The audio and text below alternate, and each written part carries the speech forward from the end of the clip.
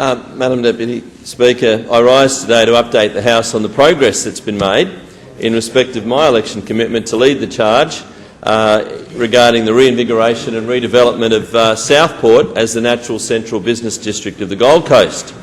As we look towards 2018 and the centenary of Southport and the Commonwealth Games, it's important that we work together with Gold Coast Council and the community to maximise every opportunity. And, Madam Deputy Speaker, I'm pleased to announce that Council this week, at its full Council meeting, resolved to commence preparations for a priority development area declaration request for Southport, and will be seeking assistance of this government and our newly formed Department of Economic Development Queensland in preparing a PDA for that area. And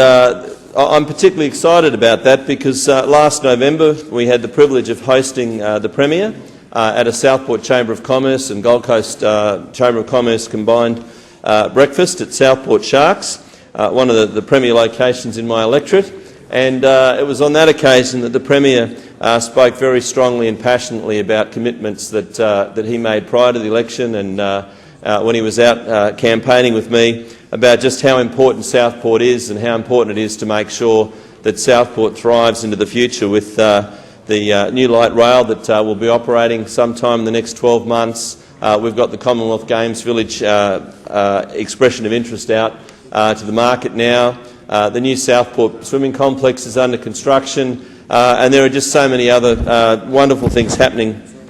in that area. And Madam Deputy Speaker, I particularly today want to pay tribute to Councillor Dawn Critchlow, who has been the councillor in that area now for some 27 years.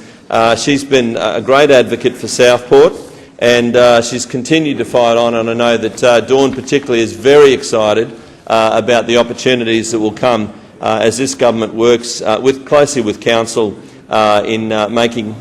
these commitments and these dreams a reality. And I just thought I might quote from an article in today's Gold Coast Bulletin where Mayor Tom Tate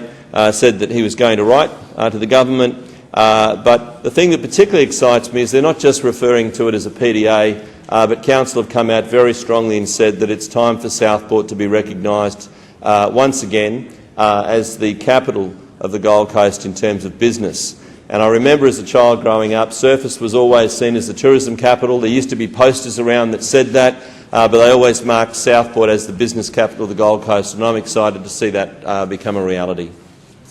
Madam